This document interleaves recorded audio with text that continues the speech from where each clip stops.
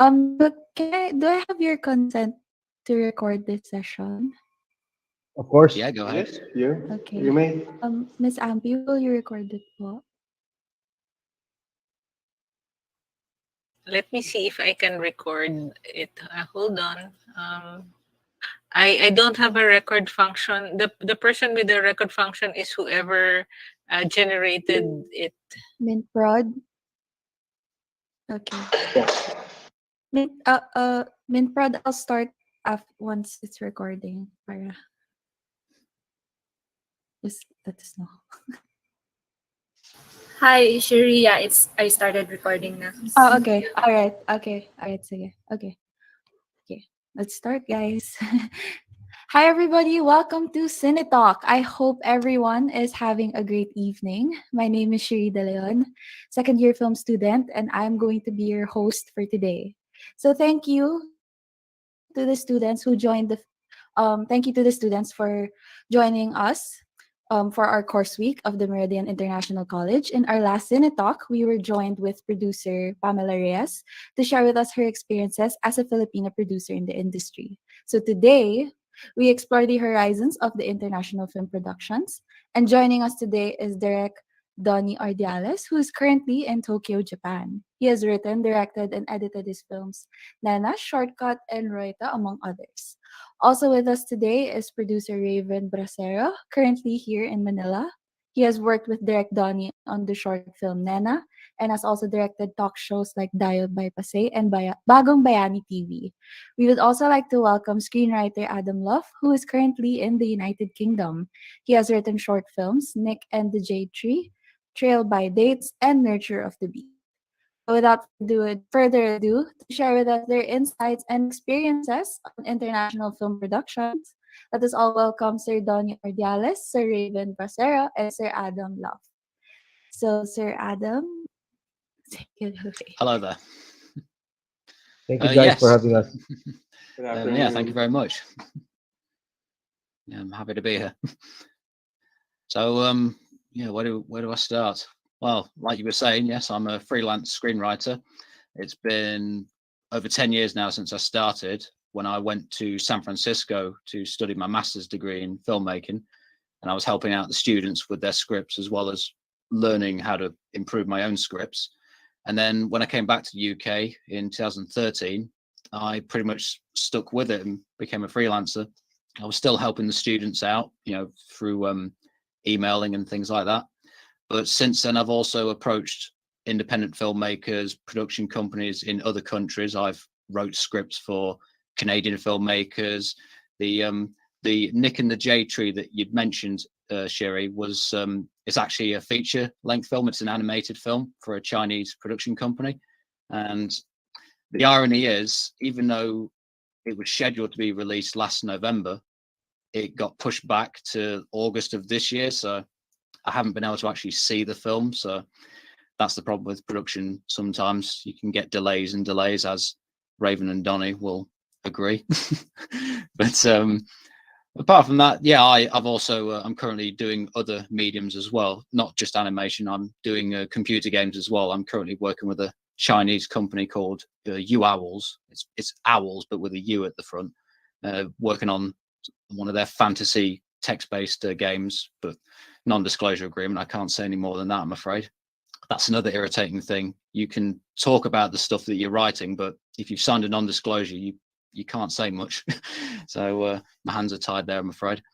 So that's basically it. And I've known Raven for the past 4 years now, even though we've not actually met in person. But we've been working on several projects together, and including a podcast that we did a couple of years ago called Pinoy Chap, where Donnie was actually a guest. So that's how I first met Donnie. And since then, we've been working on ideas. We're currently writing a thriller script that Donnie intends to film in the Philippines and Japan. And I'm currently writing the script for him, and Raven will produce it. And if you have any questions, feel free. But I think I've said quite a lot already. So I'll leave it to you. By the way, did you change your hairstyle? No, I just... For a while, I thought you're Justin Timberlake. Like, wow, they have... You're talking to me or Raven? Because I've not done anything with my hair. I just haven't dried it. I came out of the shower and just left it. Next, we have Sir Donnie. Mr. Donnie, if you like to Oh, introduce okay. yourself to the So students. yeah, quick introduction about myself.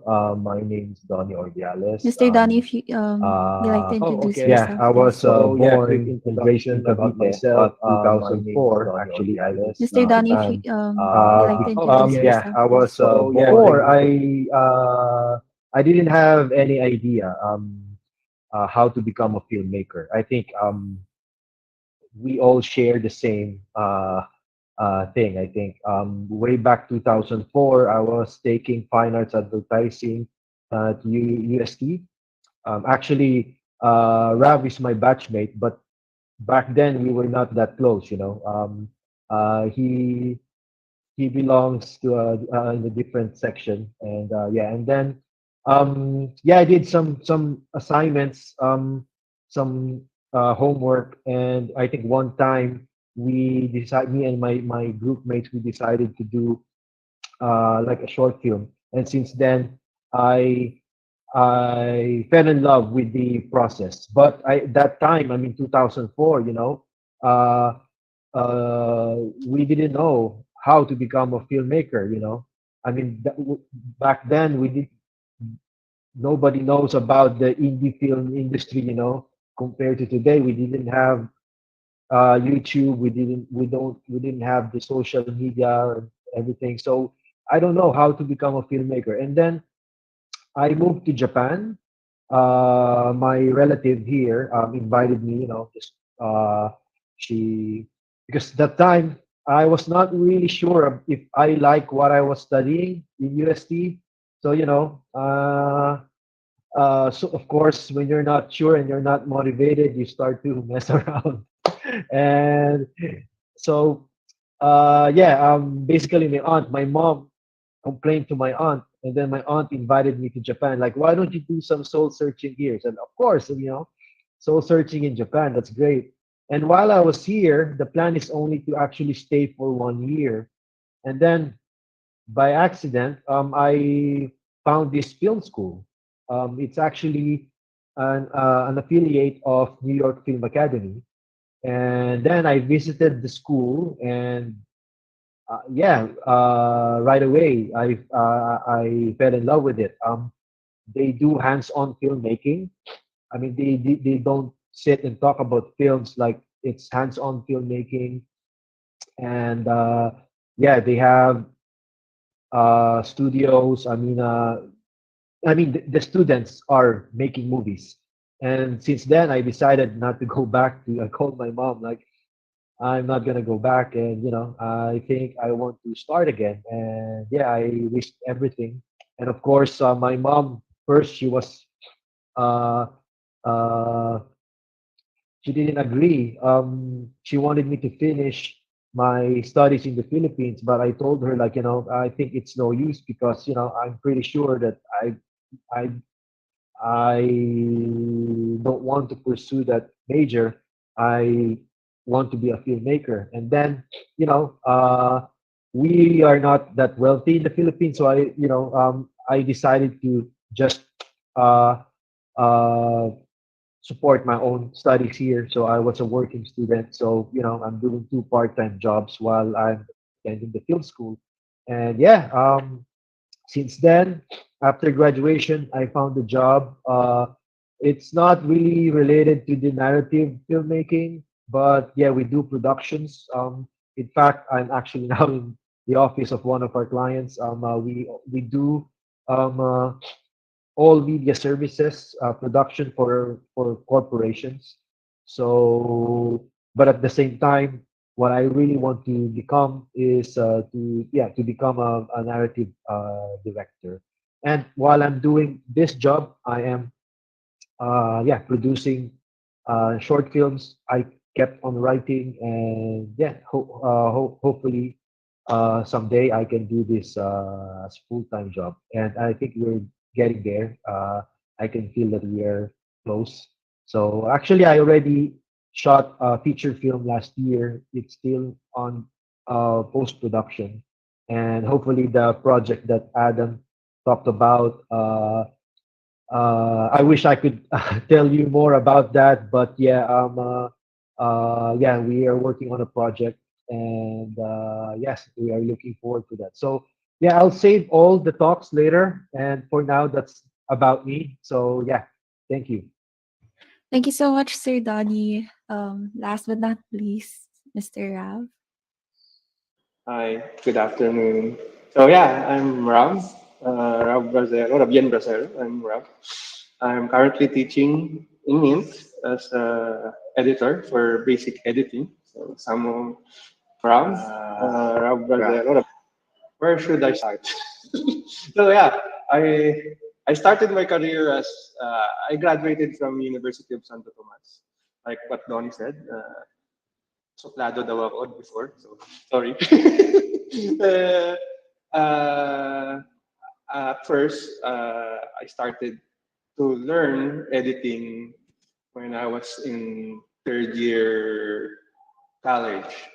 At that time, editing was like a new frontier for because a lot of my classmates, because we are in an advertising track, so a lot of my classmates were very good in hand drawing, graphic design. So I felt off. So I searched for what I'm really good of. I'm really good at behind the camera, photography and videography and editing. So I learned Premiere 4.4 at the time, 5 I think. And at that time, it's transitioning from tape to digital. So fast forward when I graduated, after graduated, I worked for IBC 13, then ABS-CBN as a cameraman, editor, then moved to TV5 as an editor. I stayed there for 5 years.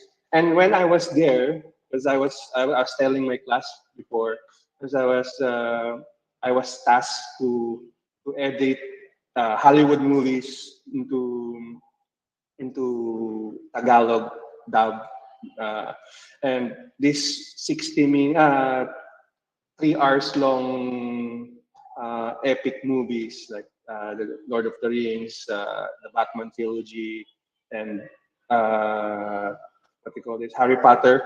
We they gave us task to make it to 60 minutes. So at that time, I was just editing this stuff, make those films into 60 minutes and uh, make it in 4 gaps, so two for the commercials. And there I said, oh, I think I can be a director. so I searched for an institution who can, I want to further my studies. So I look for institution here in the Philippines who's teaching film. At that time, there was only UP and what do you call this? Um, Bigfoot and Mowel Fund. So it's the choices are very limited. So that's the time I searched for a, a institution outside of the Philippines, and I choose Academy of Arts University in San Francisco. And I'm happy that because the professors there and the teachers there are Hollywood directors, actors, post production. Some of them are production of George Lucas, and yeah, I learned a lot. So yeah, fast forward, I came back here in the Philippines. I became a director and also had some projects with PT before. For 2 years headed a show Bagong Bayani TV. Then in 2018, Donnie approached me, hey, can we make a short film?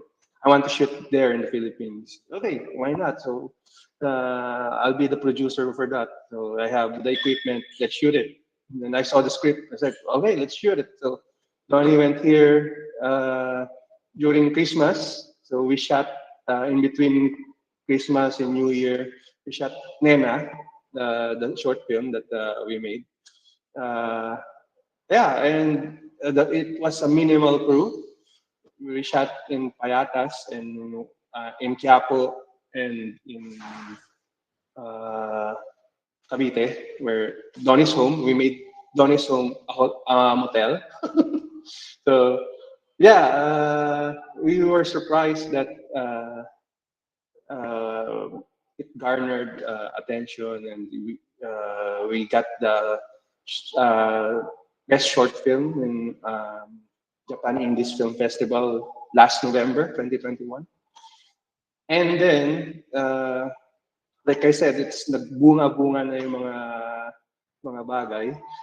We became, I asked Adam and Donnie, why not we put up a company so that we can produce our own stuff.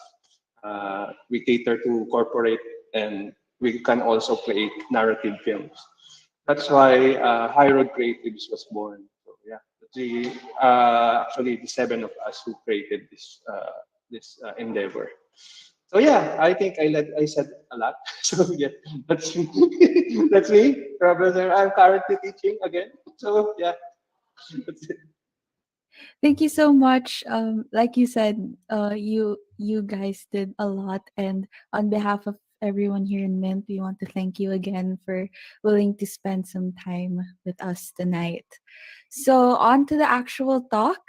I will let Sir Adam again take the floor as he talks about the difference between the film industry in the US and UK, and how is Asia different from how does Asia set itself apart from the other two countries. So, Mr. Adam, take it away. Well, I'm going to apologize in advance because, to be honest, there isn't much of a difference. When I went to, other than like a personal difference, like culture shock and things like that, but really, I always describe England or Britain as basically just being America, but smaller scale. It's pretty much always following the trends that America is doing, really. And really, when it comes to Asia, because I haven't had a full-on experience yet, because I do plan to move to the Philippines to work with Raven and Donnie on a much more full-time basis rather than just remote work. But other than just what I've experienced online, it's I'd say America has a lot more resources than the UK, certainly just from location and money alone. But Western, it's a case of God, I'll give you terrible answers, but it's more I'm not really that good. I think it's too much pressure. What I've learned is it's best to network with a group of people, and just everyone seems to have their own sort of groups. They always just work together, and sometimes they will, branch out and bring new people in. But from my experience, I've always been like the outsider as a freelance writer. I just come in briefly and I then leave once I've wrote the script, and they go off and do their own filming. I very rarely actually get involved in the film production, so I can't give a good answer as far as what it's like, other than just from my own experience, which is just network and just see who is interested in taking you on board to write the script and things like that. But because I have done a bit of directing and producing and editing, but that's not really my thing. I'm much more of a writer. That's what I'm confident in and happy to do, things like that. But it's so I do apologize that it's not really the best of answers, really. But it's a case of if any of the students here are looking to be a writer and a writer only, then feel free to ask me questions about that. But it's a case of just networking. If whether it's you go to film festivals, like I've been to the Cannes Film Festival, for example, and network to get work from there. In fact, the Nick and the J Tree film that we mentioned earlier, that was due to me networking at Cannes and meeting the Chinese company and writing for them. So very long-winded answer, and I do apologize because it's not a direct answer, is it? So it's a very it's a very open-ended question. There's a lot to unfold with that, I'm afraid. So You guys produce the best actors, though. The best true, actors in the planet. Yeah. but I'm not one of them. I'm just writing. No, But I have done a bit come of on. acting You as well. act too, right? I thought you also I, like acting. I have done, yes, but that's another thing. Don't act and direct at the same time. I learned that the hard way. That's too stressful. Okay, so like with what Mr. Adam mentioned a while ago, if you guys have any questions, you can leave it down in the chat box and we'll get back to it for question and answer portion. So thank you, Mr. Adam, for answering the the question. Okay. If so it was next straightforward. so next we'll have Mr. Donnie and he'll be discussing about what are the struggles of a foreign national independent filmmaker in Japan. Okay. It's gonna be a long talk. Okay. No, sorry. Basically, I mean, the process of filmmaking is already challenging. I think we all know that. Being in your own country. I mean, if you tell your first of all, if you tell your parents like, "Hey, I want to be a filmmaker," it's like they're the way they hear that's like you want to be Superman, something like that. That's already challenging. Plus, um, I mean, doing it in a different country with a language that uh, you don't understand. They speak different language, and then their culture is totally different. I say, yeah, it's challenging. But again, like all things, there's always pros and cons. Then I can discuss both the advantages and disadvantages. Since we are filmmakers, we start first with the challenges, and then we'll go with the happy ending. So basically, the challenges are Adam. Are you capable of sharing the? Oh, I the just document. prepared. Yeah, can do. Yeah, yeah. I prepared just simple slides just to share to you guys if you guys are okay with that. So it will be easier for me. I'm not really good at I always need something to look at when I present. So um Just load it up now. thank you very much. So basically these are the challenges. Being a foreign national in Japan, of course there are no visas. First is you need to stay here long term. Because after my graduation from the film school, of course, Japan, I fell in love with the country. Of course, it's not a perfect country. They have like, imperfections too, but this is where I want to pursue my filmmaking because, after graduation, my schoolmates, we became one team. So I decided I'm not sure yet. Plus, I had like student loans that I had to pay. So and at the same time to pursue the filmmaking career. So the first challenge is like, yeah, you have to juggle your filmmaking habits and the day job. So I need to find a job uh, to support my of course to pay the bills to support my visa. So and again, because they don't really give visas to filmmakers, and again, you can get artist visa, but artist visa are only for those who are already established. If you want an award from an A-list film festival, then you can get it. But if you are just starting, then yeah, you need a job. So luckily, the job that I do is still kind of related to filmmaking. We still film, we still edit, and it was good because at least it's a 9 to 5 job. So I don't have to work overtime. I don't have to take the job with me at home. I can write at night, and yeah, I can make connections and shoot short films.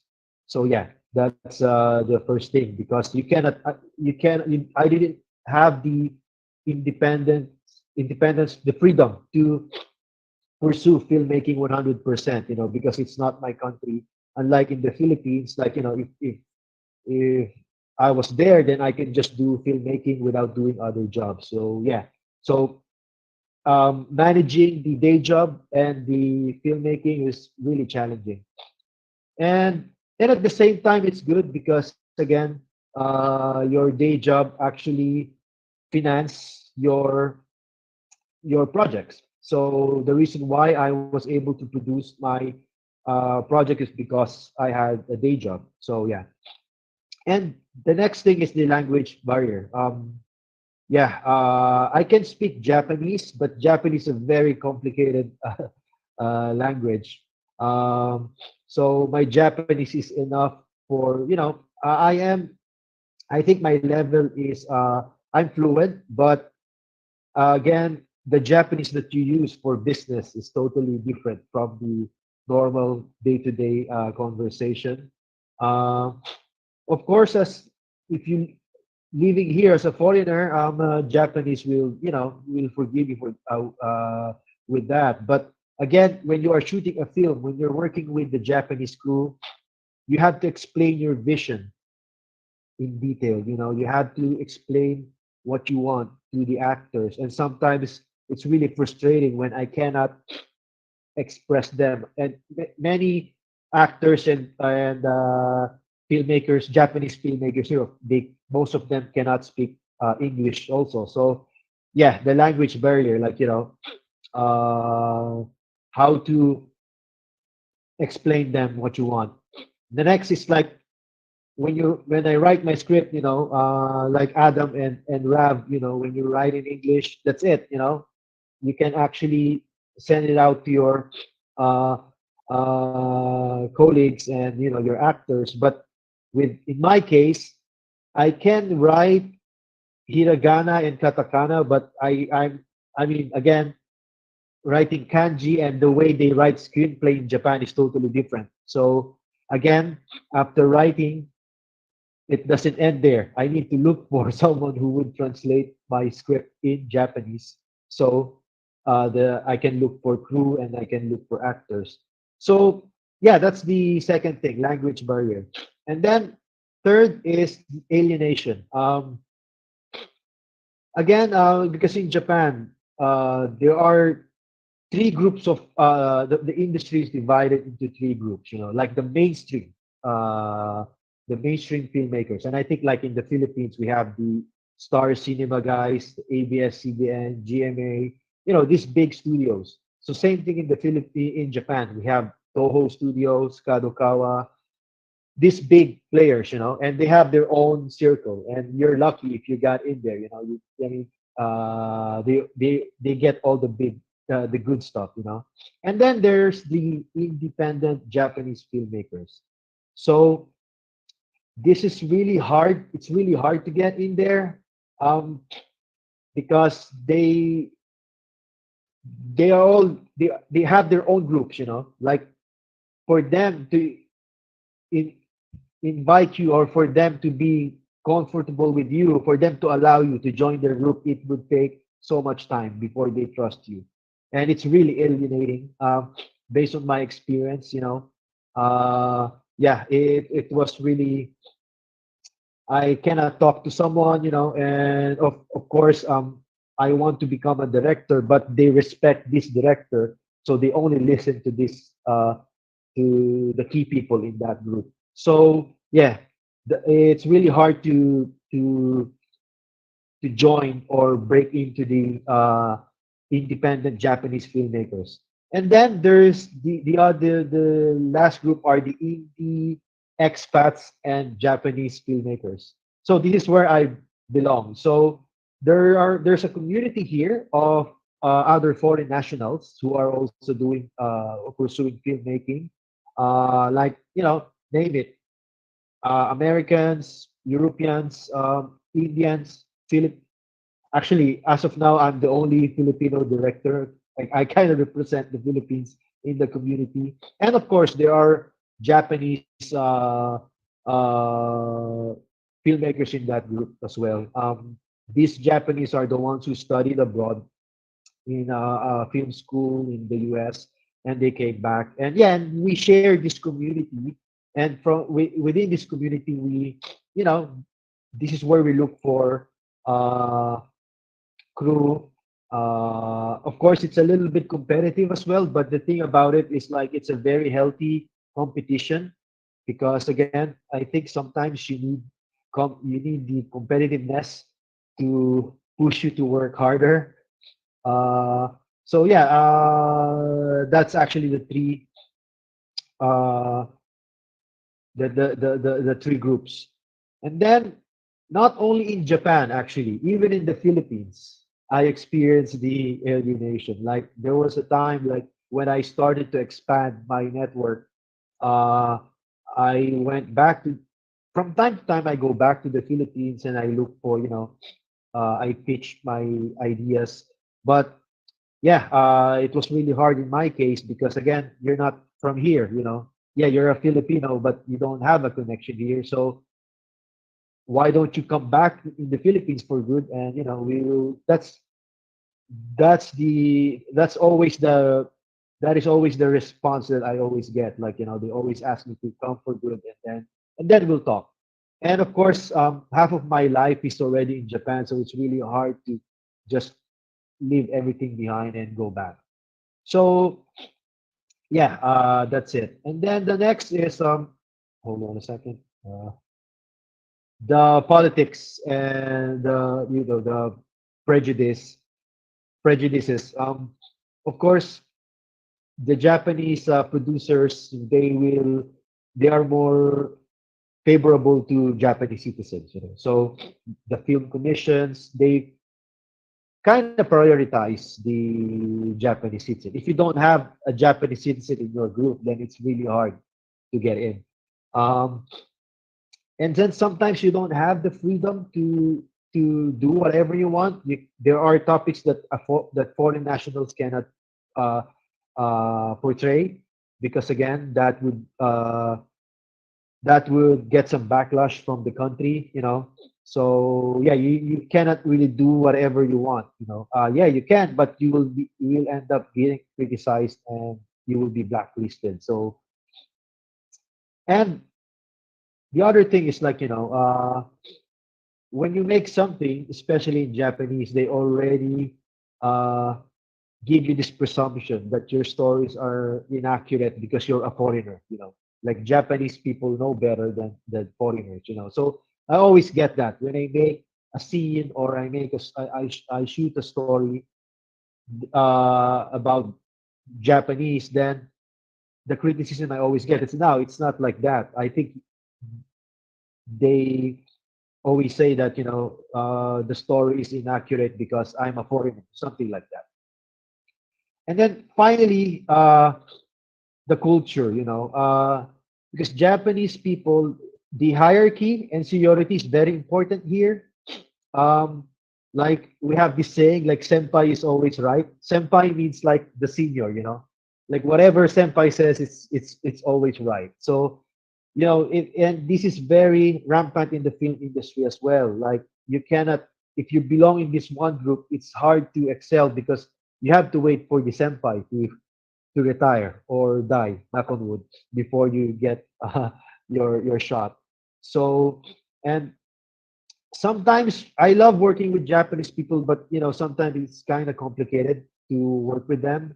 Uh, they are not really direct. Like you always have to learn how to read the atmosphere. Like you have to guess or you have to know what they're thinking, but they will not tell you the problem. Let's say you're in a production meeting. Sometimes you cannot sort things out because they are not very vocal on what they want to say. You have to guess it. So being a foreign national, it's very frustrating for me because for me, I mean, in the Philippines, we are very open. Sometimes we are too much open. Like we give too much opinion. In Japan, it's the other way around. There's only one person who's entitled to speak, so something like that. So those are my frustrations. And again, uh, the advantages. This is a good part. So at least in my experience, I was lucky because now know the two industries, the Japanese film industry and the Philippine industry. So I can swim in those two ponds, you know. Uh, the other one of the other advantages, like there will be concepts and stories because I'm a writer director. That's how I categorize myself. There are concepts and stories that only an expat can write. Only a Filipino in Japan can write. A Filipino director or a Filipino director cannot direct it, and a Japanese director cannot direct it. There are some stories here that only a Filipino living in Japan can do. So that's actually my advantage. And then one of the good things about living in Japan or in other countries, I think, is the actors are always interested in you. Like if I'm in the Philippines, talking to like A-list actors is so hard. But sometimes they travel to Japan and then you meet them and you tell them, hey, I'm a filmmaker in Japan, and they get excited, you know, they always come to you, you know. So I think that is one of the privilege, like they always want to shoot in Japan. So I had so many opportunities to get in touch with named actors, named Filipino actors. I think the only reason is because I am in Japan. And finally, I think that is good for all of us Filipinos because you know we have a blossoming film industry. I think I'm lucky that uh, if because for example, I have American filmmaker, you know, in this community, I have director friends who are from the US. For them, it's really hard to go back and pursue filmmaking there because you know they are. I mean, the competition there is it's bigger, it's harder. I mean, they are competing with Steven Spielberg with this big established like a bigger market, you know. However, in the Philippines, we have a good our industry is starting to grow, you know. That's why I think in a way I'm lucky because if things don't go well in Japan, I can always go back to Philippines and you know uh, find my way there. And at some point, I kind of struggle identifying like what kind of filmmaker I am. Of course, I had my frustrations before because what kind of story will I do? I'm in Japan. Like, what's gonna be my future? You know. So, but I think if you see my projects, Adam, could you move to the next slide? So these are my four my I mean I say that the films that is really was really meaningful to me.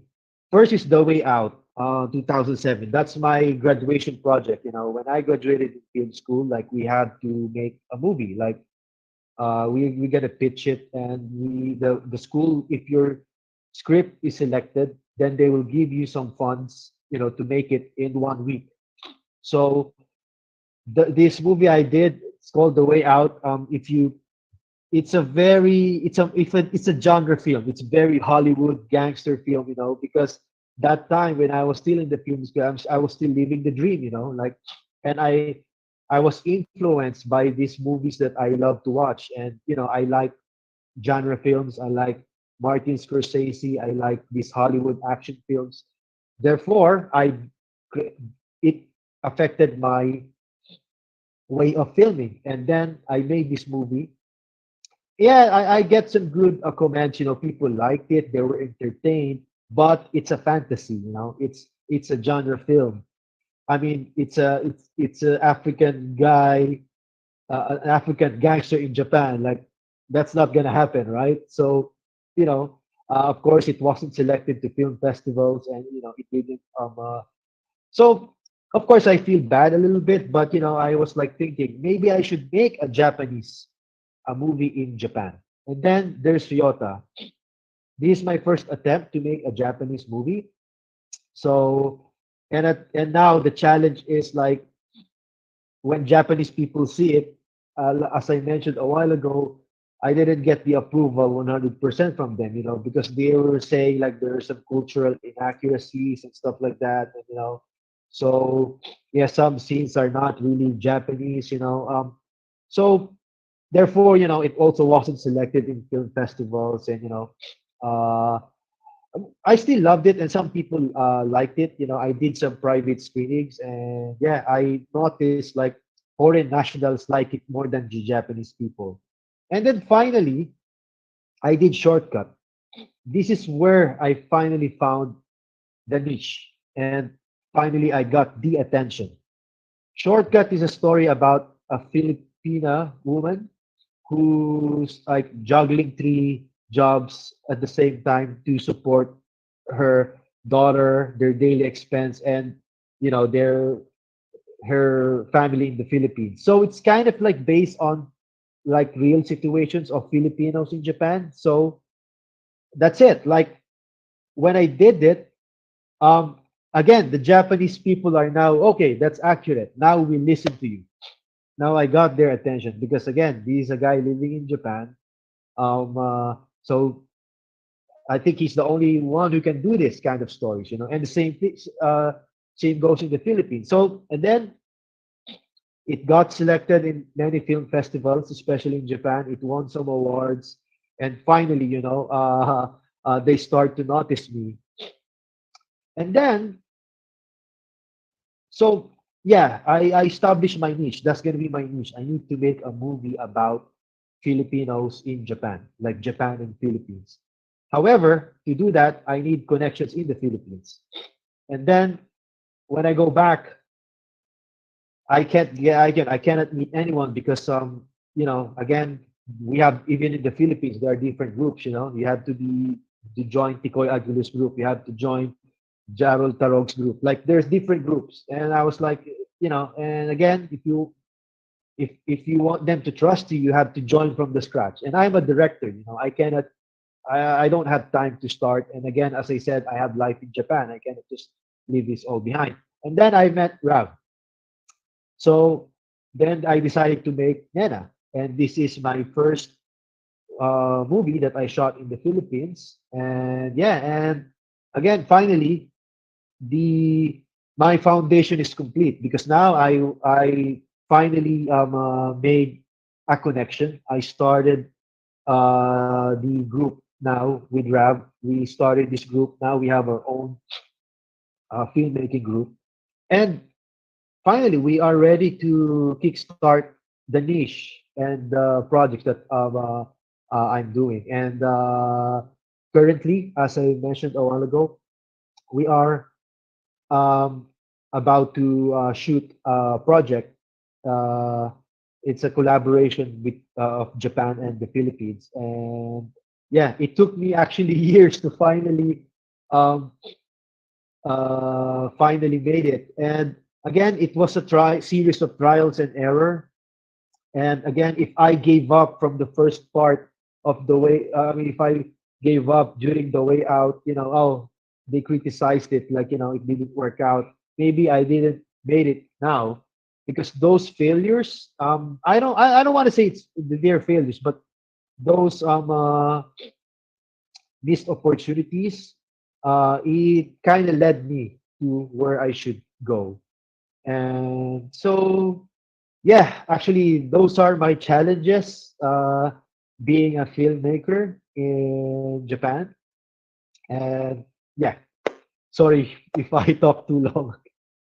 That's okay. Thank you so much, Sir Donnie. No Hopefully, problem. all the other students who are watching right now are feeling the same way as I am. Hopefully, inspired and um, moved by your testimony as a filmmaker, your journey from how you started till now.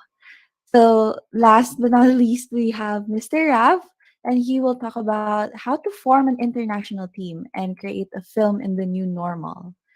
And how do you convince investors to invest in your project? So yeah, good afternoon. Sorry, I'm in my mask because You're in yeah, your we're Bane shooting. mask. Yeah, 'cause, we're shooting right now inside, so I just stepped out of the studio. So my DP is shooting inside. So yeah, first of all, yeah, forming a team. I think yeah.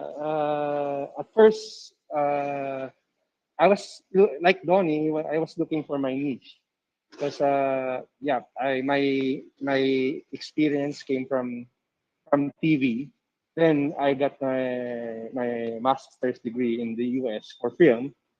But yeah, the problem here is when I ask around how can I shoot my film or do my project, everyone tells me that hey, you need to be what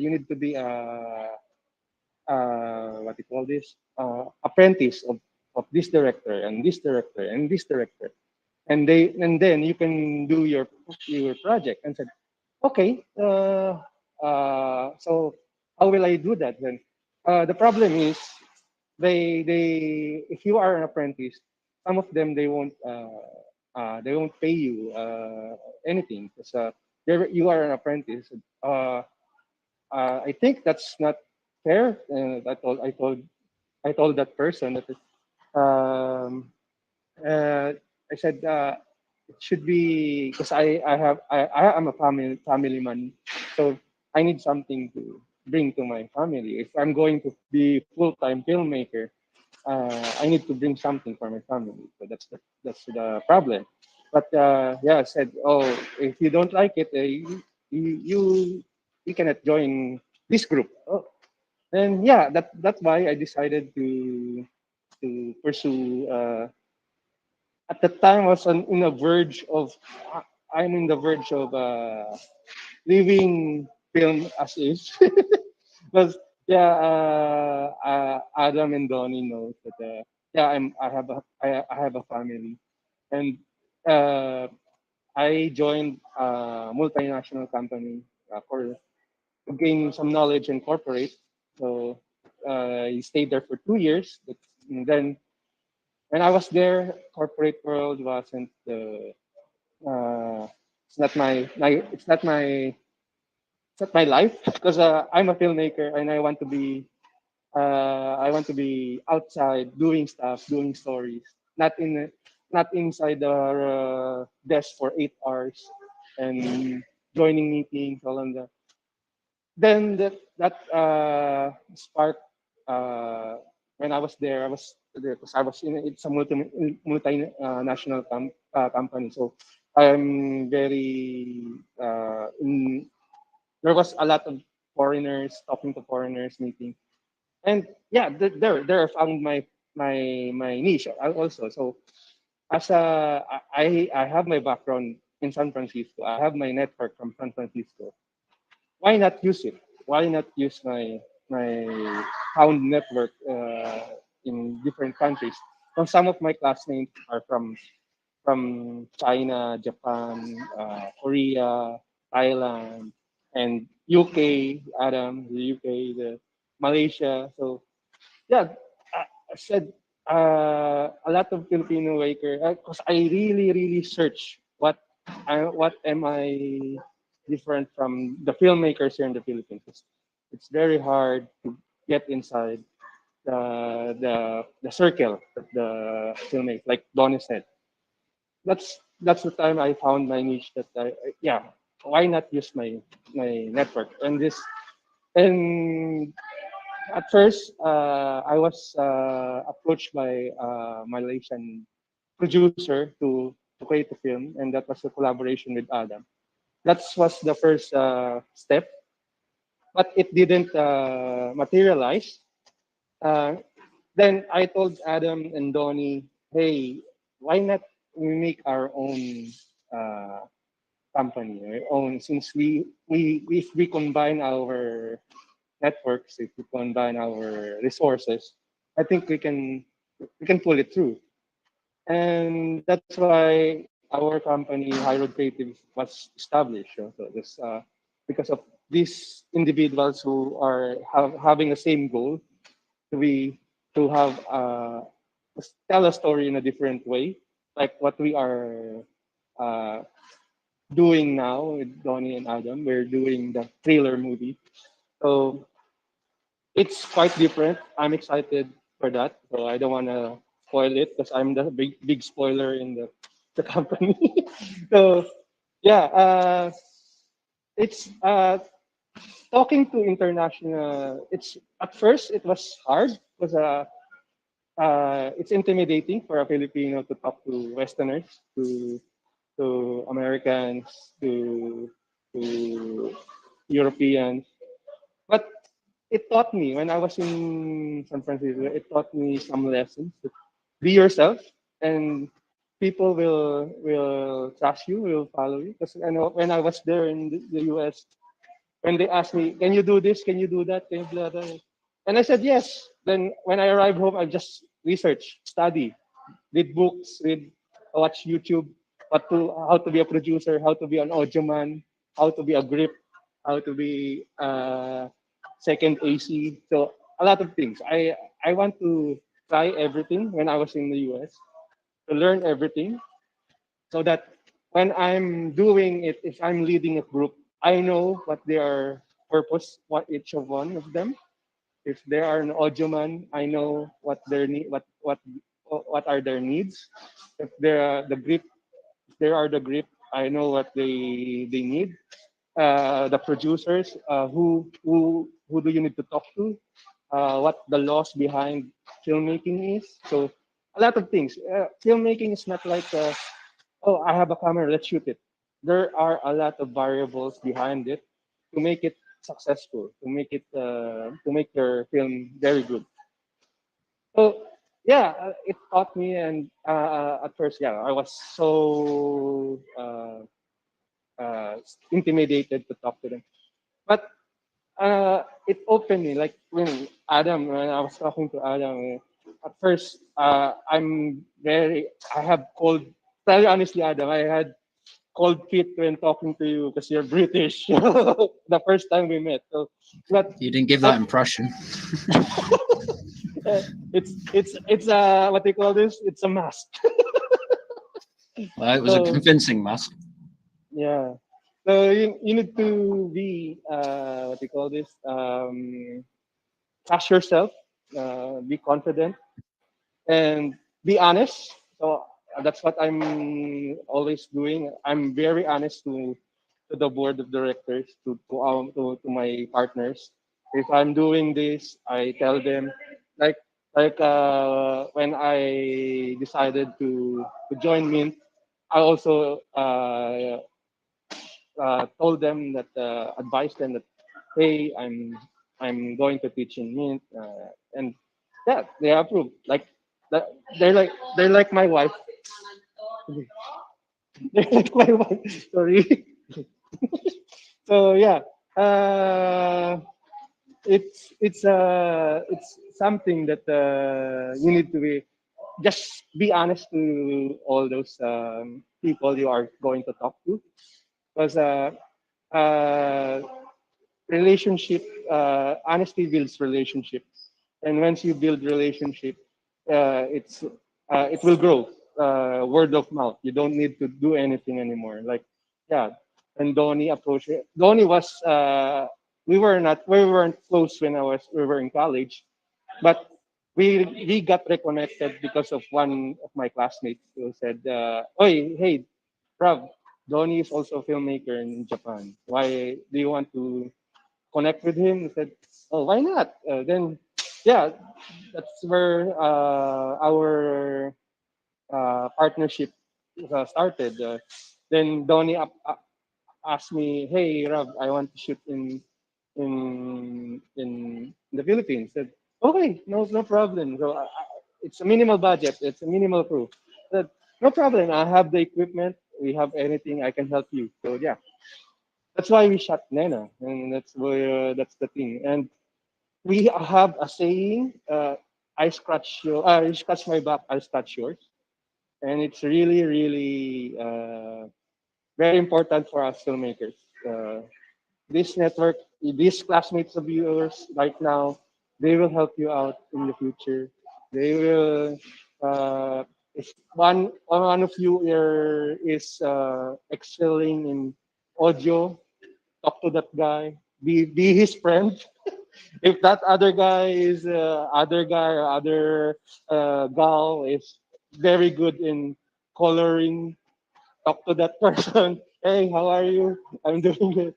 Yeah, you need to you need you need to network very grow your network, and you need to to call this, be confident that what you are, and it's very good that you know everything, but you need to master something. So that's it. You need to master. For me, my my greatest asset is talking. I love to talk. I love to talk to people. Even the investors. I At first we were talking about cars, and then all of a sudden, hey, you know what? I have a project. I'm doing this. Blah blah blah. Then he got excited. Oh, what project are you doing? I said, oh, I'm doing a film. Blah blah blah blah blah like that. Then and you know what? We're looking for someone who can give us money. Oh, I have 500,000 lying around. So can I invest in you? I said, oh, no problem. Okay, let's sign a contract. So that's it. That's the thing. So be confident where you are. Be honest, and um, uh, tell that person that I'm not going to steal you. I'm not gonna rob you. I'm not gonna kill you. This is me. You can find me at this place at this time. So yeah, so that's the thing. The investors are very. You need to tell them that, hey, we are doing this. Show them that you are legit. You are not fly by night. And there's a lot of production companies are fly by night. So no, that's why credibility. You need to have your credibility. So yeah, those are my advice to you. Network with your classmates right now. I saw a lot of my students. They are very good, and I'm happy. And I saw their projects and said, "Wow, they have a future." That's it.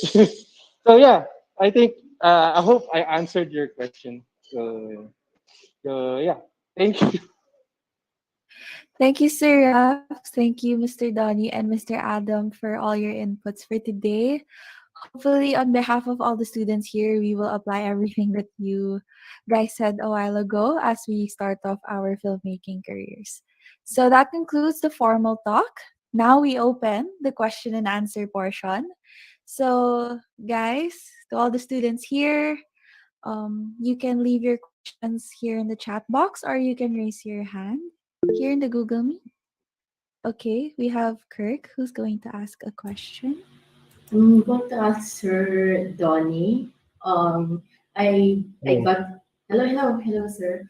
I got Hello. in Yes. I got interested in what your work in Japan, no? And me kasi I'm actually studying Japanese language as well. And like I have two questions now. My first question is, how did you get along with your senpai tachis and your kohai tachis? And then the second one is, what do you think of the four films no Rurouni Kenshin, including the first one, Children Inferno, Final, and the Beginning? Sure. First of all, you're doing the right thing. Study Japanese. That's the basic. Um, if you know how to speak it, they will love you, and I think you will survive. I think in any countries, you need to study the language first. I think you want to come to Japan. The best way is to start as a student. Um, Again, you guys are young. I really envy you guys. I wish I could you know go back to that age. Yeah. First is, yeah, you learn the language. There are plenty of Japanese schools. I think if you enroll because the thing is, like, it's more lenient now compared to 2004.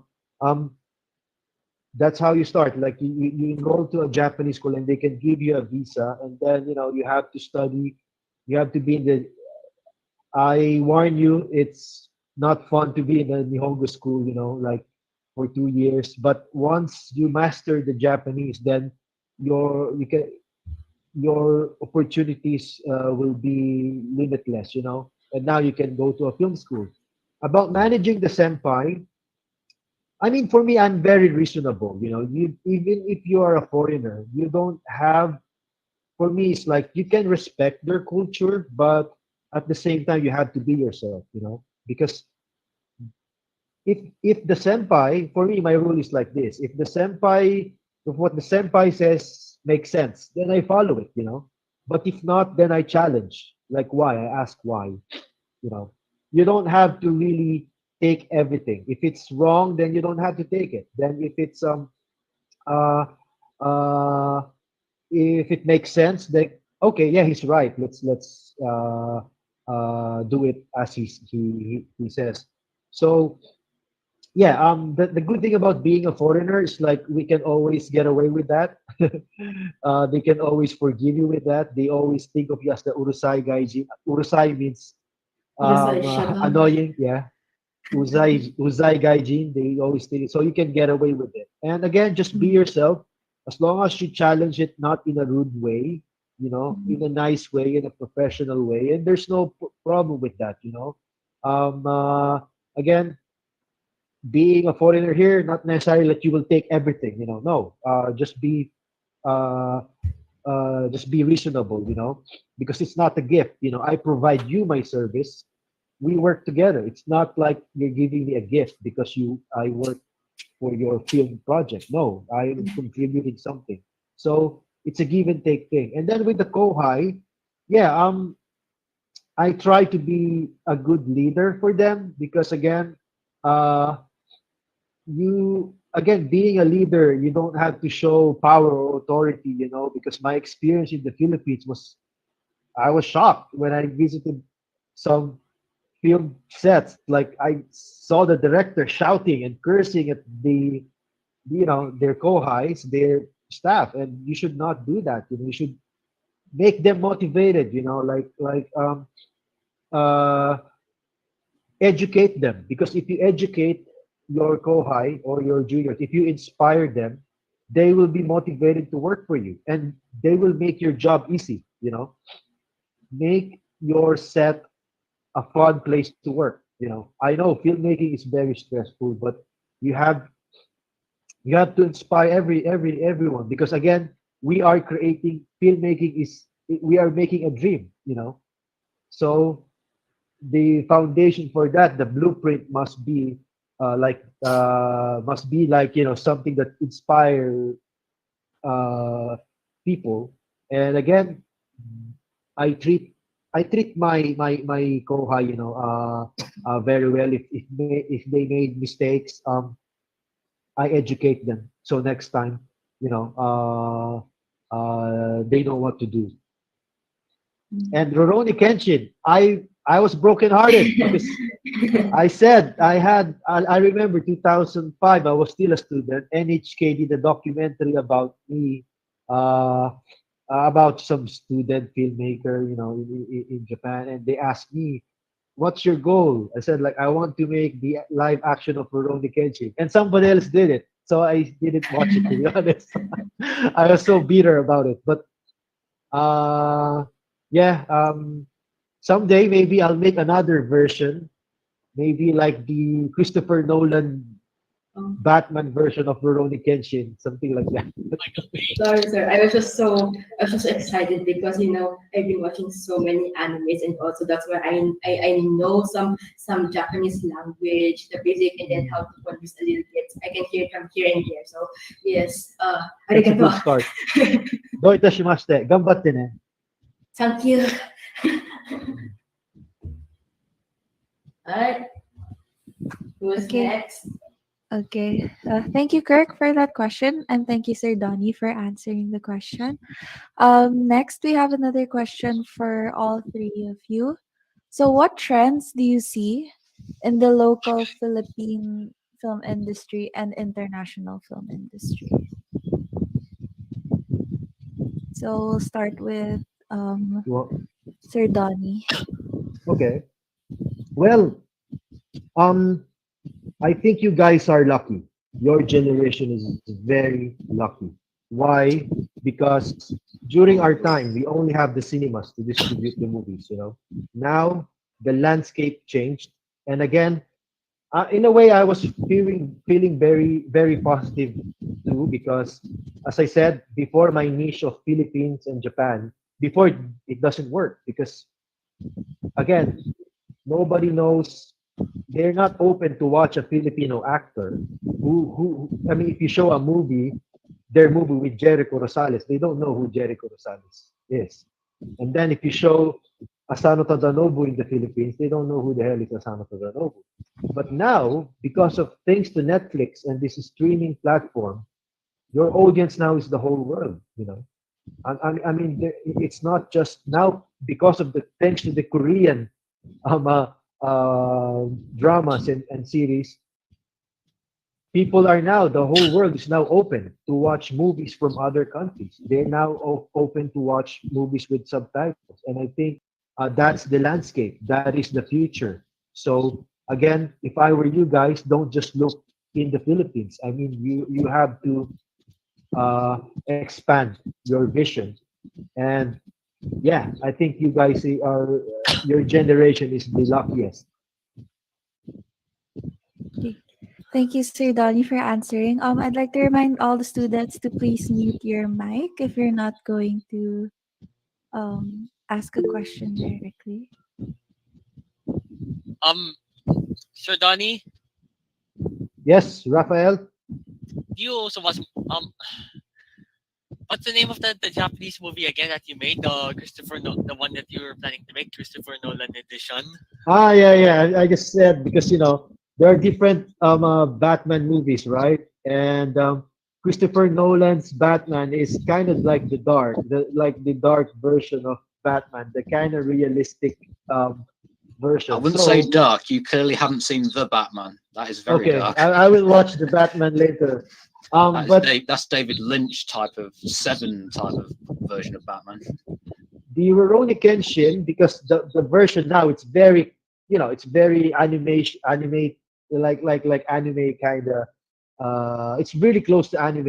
It's bright, it's very um how can I say that, like, yeah, it's close to the anime version. What I want to do is to do a dark version, like, I mean, like realistic samurai kind of, like how, if I wish I like, imagine the Last Samurai meets Rurouni Kenshin, like something like that. But it's just an idea, man. I mean, again, it's not realistic yet. Maybe someday. So that's the idea. Okay. Thank you, Sir Donnie, for answering Raf's question. Um, Next, we have another question from Marco addressed to Sir Donnie. Marco said that you said that you went soul searching in Japan and eventually went into film.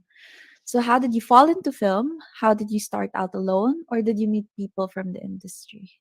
Well, again, at first you're alone.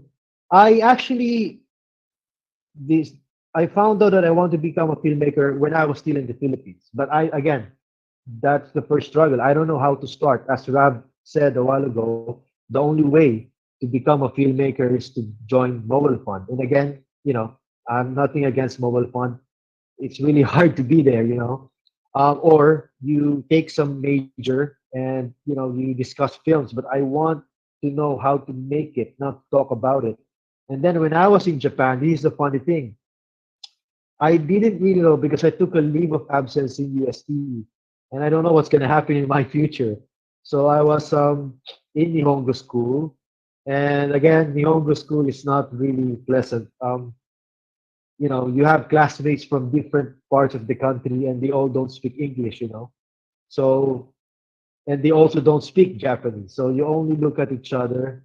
After 3 months, you can finally ask their names and their hobbies, and then you have to wait for another month to ask the second question. I think one time I came too early, and there was this Chinese girl, and then she came to me, and then she's lending me this book. This book actually, because most of the Nihon Japanese school students, their plan is to go to to universities, you know. And me, I was not. I'm planning to just stay in Japan for a year, and that's it. I'm going back to the Philippines, and I'm trying to be nice to her. So okay, I took the book and I checked it and I flipped it, and then there goes the film school, the brochure for the film school. And then I ended up like, can I borrow this book actually? And then at that weekend, I talked to my aunt. I said I want to visit the school, you know, because I really want to check it. You know, I s- there was this itch inside me, like I need to be there. And yeah, and I again, when I was in film school, I also struggled. Like, what should I take? You know, I first actually took CG, because I thought I could make movies by myself, and I realized it's impossible. And I'm with my classmates are all otakus. You see how talkative I am. They're all quiet. You know, so I cannot survive this. And then I was invited by my teacher in directing because in our film school, I don't know if it's the same in your curriculum. Like at least during the first year, we study everything. No matter what major you are, you have to study editing, you have to study makeup, you have to study art department, and I think that's important. At least know a little bit of it. And then, yeah, and then I finally visited the class of my directing teacher, and since then I fell in love with the process. And then I again. After graduation, I kept in touch with my schoolmates and I met other friends who are also enthusiastic to filmmaking. You just need to find the people that has the same passion as you, and you know that's how you start growing. You work together and you start a team. You because yeah, like you scratch your as Rav said a while ago, you scratch my back, I'll scratch yours. So and then when you collaborate with so many people, it's like a snowball. It keeps getting bigger and bigger, you know. So yeah. Thank you so much, Sir Donnie. Um, Ralph and Gabriel will finish first all the questions here in the chat box, then we'll get back to you. Okay. So this is for Mr. Adam. So Okay. what is your best way to handle or respond to alienation as a filmmaker? Is it better to look elsewhere, or is there a better way for you to address that alienation? Since you said a while ago you're really in a more writers based. Mm. How about in a writers based perspective? Because writing, of course, can be a very lonely and alienating process. It depends if you're. I mean, I love writing by myself, to be honest. Obviously, I do like the interaction of having meetings with Donnie and Raven discussing stuff. But once I'm given the brief, once I'm told, like, if I've given an outline of the beginning, middle, and end, I can just go and write a script. I mean, the feature-length script that we mentioned earlier, once me and Donnie worked out the outline, I had like 100 and something page script done within a week, just because I knew exactly what to do. So I love sitting by myself. It's very it's like solitude, like Superman's fortress of solitude. My writer's room is my fortress of solitude. I can just go and get on with the script. Whereas when it comes to alienation, whether it's politics, whether it's personal interests or whatever, or racism, things like that, you can address it if you want. If I would always say, just analyze the people that you're talking to. If they're very stubborn, if they're set in their own ways, you're probably not going to win them over. So I would always just say, leave. Just don't bother talking to them anymore. That may come across as weak, but to be honest, sometimes you just have to look at it. And if it's not worth fighting, just don't bother interacting with them. Let them do their own thing. And then it's better just to find the right people. That's why I'm happy to stay with Raven and Donnie, because they listen to me, they see my side of the story, pardon the pun, and they're happy to accept my opinions and things like that. Whereas there are just some people that will just not care. They just want you to do what they want.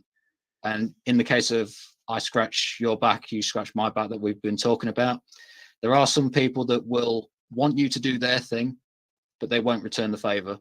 So again, it's frustrating, and I don't mean to bring it down for everybody, but you will come across these sort of things. So I would rather warn you of these sort of things rather than just say, oh, everything's great, everyone loves each other, and then find out the hard way. So yeah, but when it comes to alienation of any kind, if you think that they are the type of people that will listen, try to at least have a conversation with them to make them see your side of the story. But there are some times where they just won't be that type of person. They will be stubborn. So it's better just to leave it be and just go and find other people.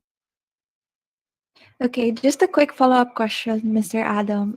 Based on a writer's perspective, since majority of us film students here are currently writing scripts or currently writing beat sheets or story concepts, and what's your advice for us who are stuck in a writing or creative Writer's block, block? eh? Yeah, writer's block. Yeah, Yeah. they're terrible. They are.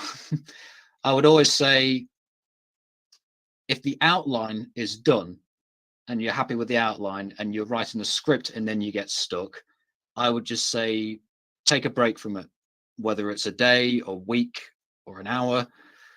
Go for a walk, do something else, go to the gym or go watch other films or do something. Just take your mind off it, or even just go to sleep, because then you can just have an idea that just comes completely out of nowhere. Usually with me, I just go for a walk because I live in the countryside area, so there's like fields everywhere. Also, I'm an early riser, so I like to get up really early and just walk in the early hours of the morning. And usually the ideas just come out of nowhere there, but don't try to force yourself to come up with an idea. If you're stuck, don't try to force your way out of it because you'll just end up with a headache. So it's always just to take a break if need be. Now, if you're struggling with the outline, again, it's always better if you can get the outline done perfectly, because usually by the time you're writing the script, it won't be a problem. I would say always try to get the outline or the beat sheets perfect first, because if they're all done in advance, the script should be fairly easy, to be honest. So don't just start the script straight away. Always do the outline and do the small things building up to the script. Then hopefully there'll be no writer's block. But Thank you so much for answering. you're welcome. I have a question for Mr. Rav. Oh, So, yes. Mr. Rav, what's your advice for students who are looking for funding for their film projects? Mm. Fucking fast trivia. Harap ka namang sugarol joke. Sorry. So yeah. Bad timing.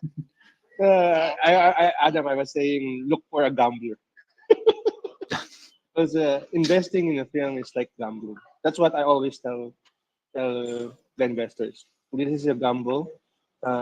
It's not 100% sure that you will get your money, your return, your money. Like, if you invested 1 million pesos, if it's in the film, sometimes you're not gonna get 1 million pesos back. So just be honest and tell them this is, but give them path or a way where, like, if ever we're going to streaming, this is streaming. So if ever we're going for theater release, this is theater release. Show them, and once you show them, investors, my experience and Donnie's experience, they have a lot of questions for you. Because yeah, it's very hard to give your hard-earned money just to someone, to a stranger. But you need to to tell those investors that, hey, we will return your money as long as everything is right. So also, I want to stress out that sometimes if you have the money but the story is not good, then it will, sometimes it will flop. So it's the reality. So there's a lot of films before that it was like some Disney's, like one example is Tomorrowland. Um, it was they invested a lot, but the story wasn't that great, so it flopped. So first, show the investors your story. If the investors like your story, they are in it. They're going to help you from the first to the end. So here's an example. I approached someone, uh, a friend of mine who is a investor also, and I told him this and this and that, blah blah, and a lot of and then he said, "Okay, I want to help you. I want to help fund your film because I see potential in your film. I see potential in your story because I saw the story. I read it, and it's nice. And there's a proper vision for that project, and I want to be in that. I want to join you. So sometimes it starts there. So mm, a lot of things are what do you call this? Start your sorry about that. So yeah, start being honest and yeah, talk to them. Talk to them very well. Because right now, before, if you want your film to be produced, you need to approach uh, a studio or production company. But now, because of that's what Donnie said, the landscape has changed.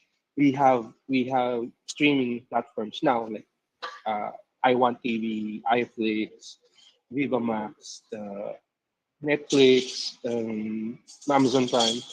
So there's there's the market is very big right now, and they're looking for unique stories, not the stories that we used to know. So that's why it's that's why Donnie said that your generation is lucky to have this because during our time, during when we were kids, like same age as you, as the 20s, if you want something, you just need go to the what do you call this theater, and that's the only way how to earn money.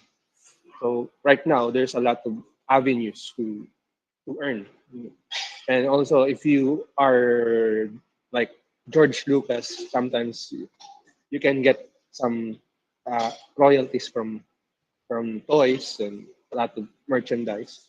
But yeah, right now there's a lot of ways to go around the avenues for that. So uh, yeah, just convince, be honest to your investors if you're looking for, and show them your story. Don't show them the whole script. Just show them the the outline. That's it. So this is the outline. This is the outline of the story. And show them. Tell them, oh, this is the character. This is problem. This is the solution. That's it. That's the thing. That's the thing that what investors are looking for. Don't don't show them the whole thing because sometimes sometimes your idea will be stolen from you and it happens, so be careful with it. But yeah, that's it. Thank you Can I so much. add something to that? Can Oh, I go add? on, go on, go on. Yeah. Yeah. I know because I had the same question before, and I just want to, share it based on our experience. That's the most important thing, I think.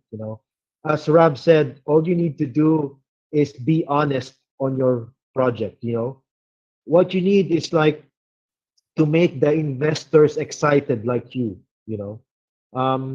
Again, what I want to say is like don't I also warn you don't get too desperate. Follow your instincts, because we artists are very vulnerable or for to abuse. And again the entertainment industry is full of corrupt and bad people. And yeah, it's a hard work. I mean, looking for investors is a hard work. I mean, be prepared uh, to get declined or to get rejected. Be numb, I think. And again, even if you're a director, you have to kind of multitask. Like me, my job is actually only just to direct, but no, I have sometimes do what producers do. I Sometimes I need to do what what project managers do. I need to do what casting directors do, because again, you have no one to back your presentation. But again, uh, to look for investors, just keep trying everything. There are film festivals. Always check the film festivals. Sometimes they give funding. Again, look for, as Rav said, like these investors, the angel investors, the people who are wealthy. Ask your parents or ask your friends. There's nothing wrong with pitching your idea. And don't be shy. Again, just share them what you think, because again, you want them to vision what you see, what's in your head. And I mean, don't be shy. If they ask you which actor do you want in your movie, just tell them I want Joshua Garcia. Some people are shy, like I might not get. No, just tell them what you think. If you want to get Brad Pitt in your movie, I want Brad True. Pitt for this movie. So Yeah. that's my vision. So yeah, uh, uh, it's a tough. I'm not gonna sugarcoat it. Looking for investor is bloody. It's blood and tears. So get ready. But again, uh, if you're passionate, if you're honest, you'll get it. So yeah. Thank you, Sir Donnie and Sir Raf, for answering that question. So we're down to the last three questions. Um, One goes to Sir Adam. So, Mr. Adam, is there a distinctive script writing style per country that caters to them alone that we could use to cater to others? For example, a Filipino writer to cater to an international audience. So, what is your advice and take on that? Sorry, can you repeat that? I'm not quite sure what you mean exactly. Oh, Um, basically, what is there a distinctive style of writing that you should do to be able to cater to an international audience? Like do you mean example, like culture and things like that? yeah, like if I'm a Filipino writer, what is your advice on me being able to write something that will make my audience in the UK appreciate and understand as well? To be honest, I don't really think if you try to, for lack of a better word, pander to a culture, it may come across as insincere. I would just say write from the heart. Just write, because another thing, which I could have brought up earlier, which I forgot at the time, when it comes to the difference with West and East, is Western films right now, they talk about diversity quite a lot, so they want a lot of experiences from different countries. So really, you would have a better chance just writing about things from a Filipino perspective. So I think the UK, US audiences would be interested because it's something different. It's something they're not used to. So I don't think you have to adapt too much, really. Just write what you know, really, and go from there. Can I help her out? Because being a Filipino, exposed to other producers, I think I can, because I had the same, and I think Rav is laughing. If you want Yeah. foreigners to like your script, cut the dialogues. Filipino Yes. are so obsessed with On the nose. dialogues. It's too on the nose. Mm. They love this. I know that it depends who are your audience. If your audience are Filipinos, then it's okay to put this Yes. long dialogues, very direct. I mean, this what if who got, I mean, Yeah. those things work for Filipinos, but not For for foreign Japanese, not for not with, to foreign Americans. nationals. You have to focus on the reason why we call motion picture is you have to tell your story on the actions, not on the talking heads. I mean, I because I get the same requirements from our teachers, and yeah, I think that's what they notice about Filipino scripts. Yes. It's I will. too Mm. dialogues, too much I dialogue. will add to Donnie and what he said. Actually, I learned it in the hard way when I was doing scripts in the US. Because yeah, I'm a Filipino, so I wrote like a Filipino. When I was writing it, my classmates and my professor said, "Your stories, your stuff are on the nose." So at first, I'm I'm like balat sibuyas. Kasi, oh, grabe itong mga to.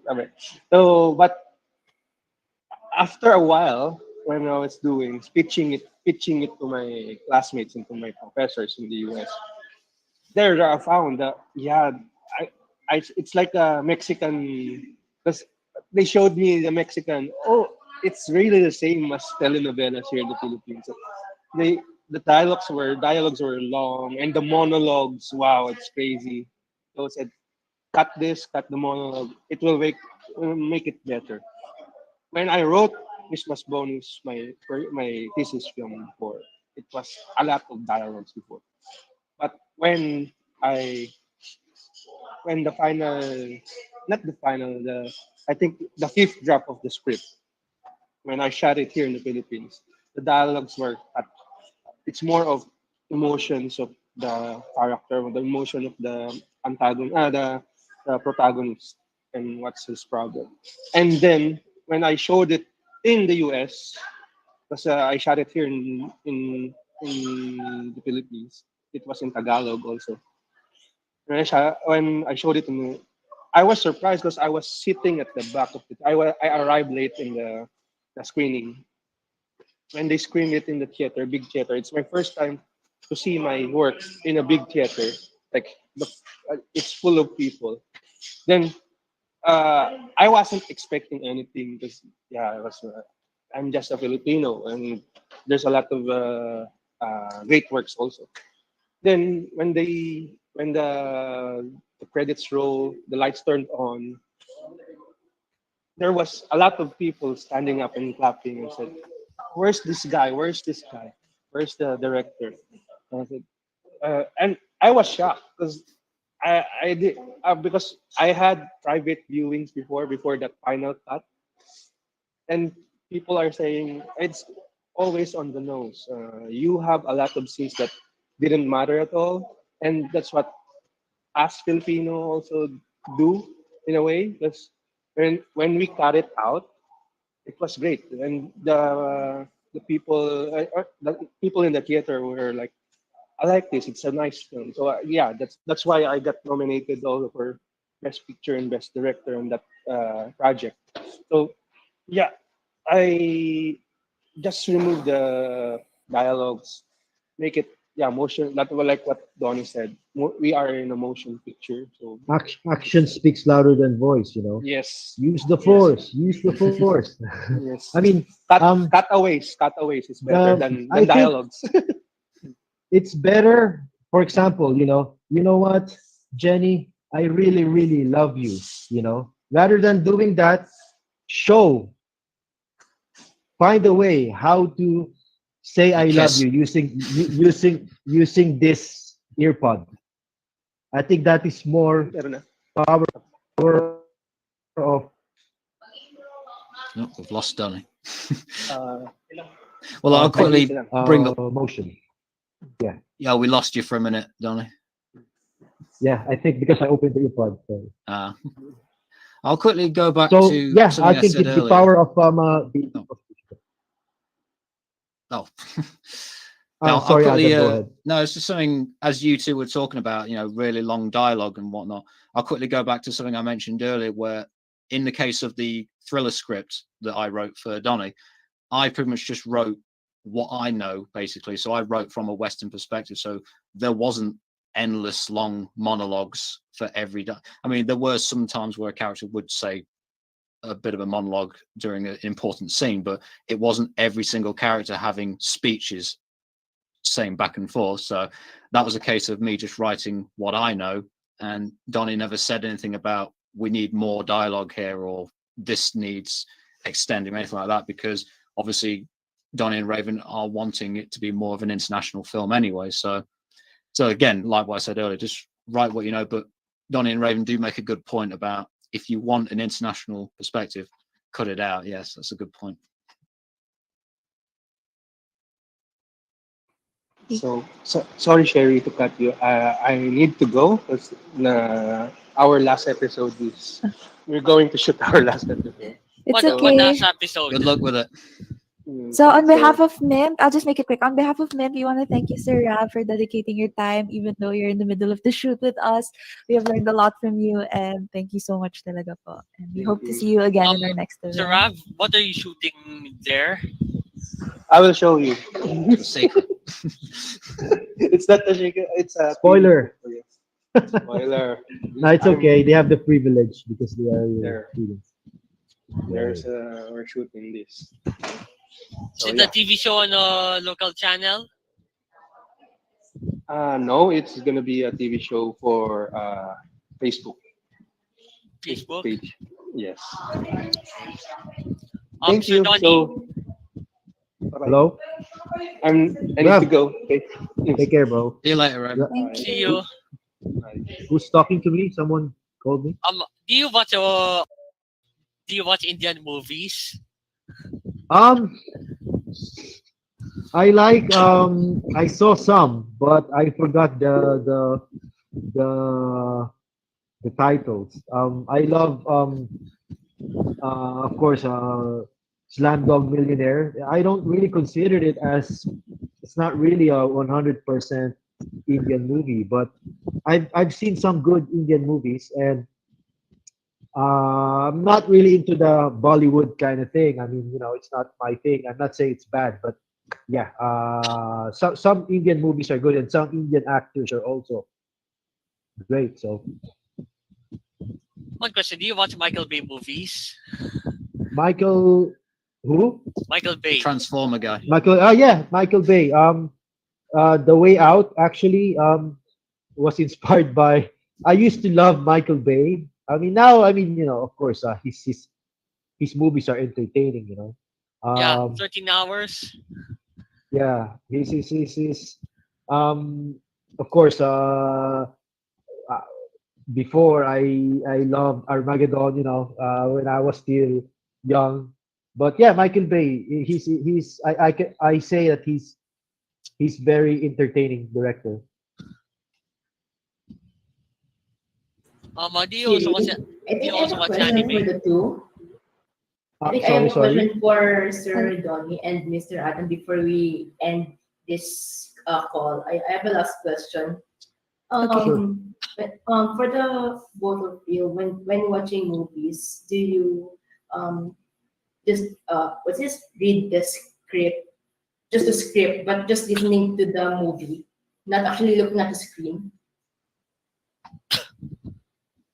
Sorry. Sorry, can you say that again? Yeah, I'm a bit lost too.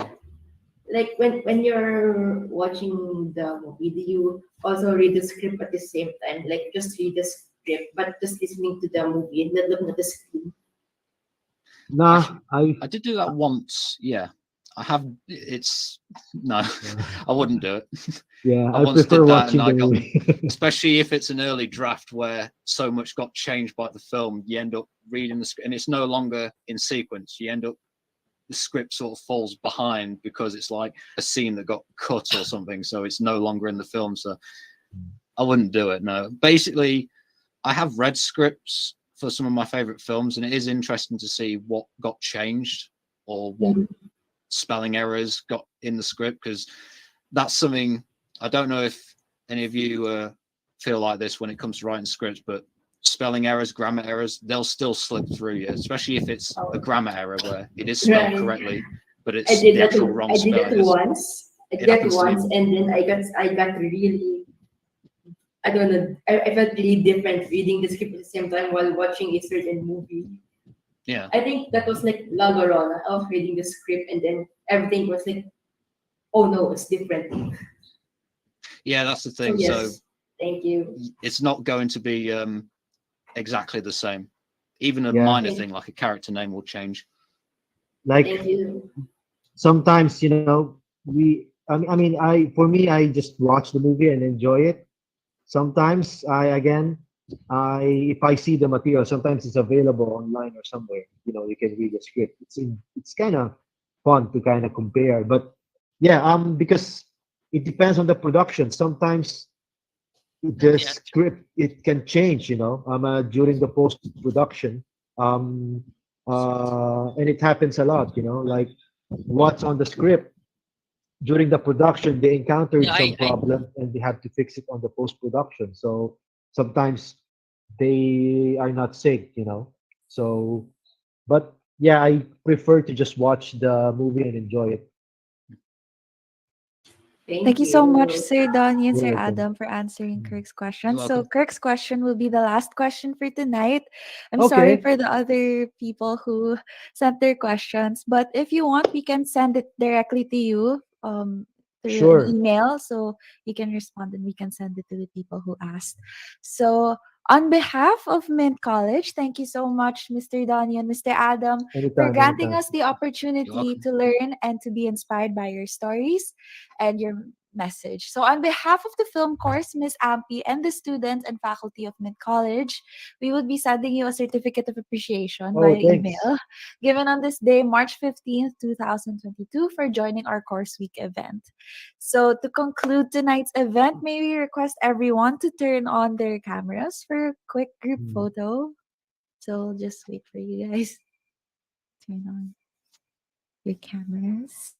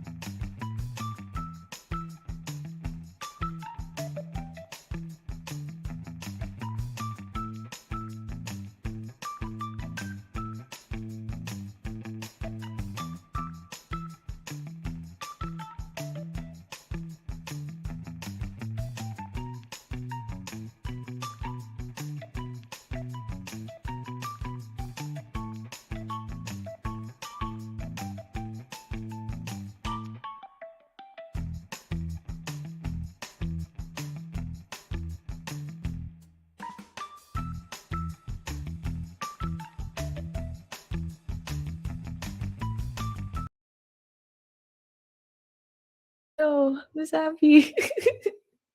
Okay, Miss Ampi's not responding. So Ready. I'll just speak na lang on behalf of Miss Ampi. Again, thank you again for joining us despite the different time zones, despite you guys not being here in the Philippines.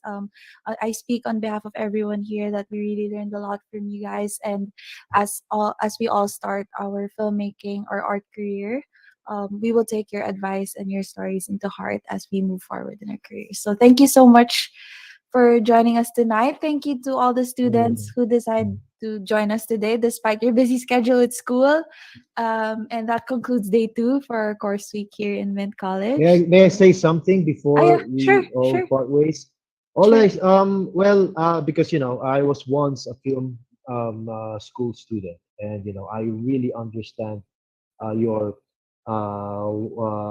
what you're being, your situation right now.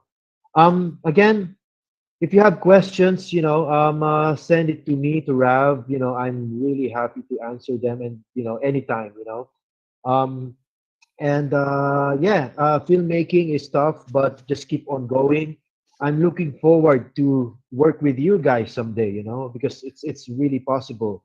Some days our paths may cross, and we may collaborate someday.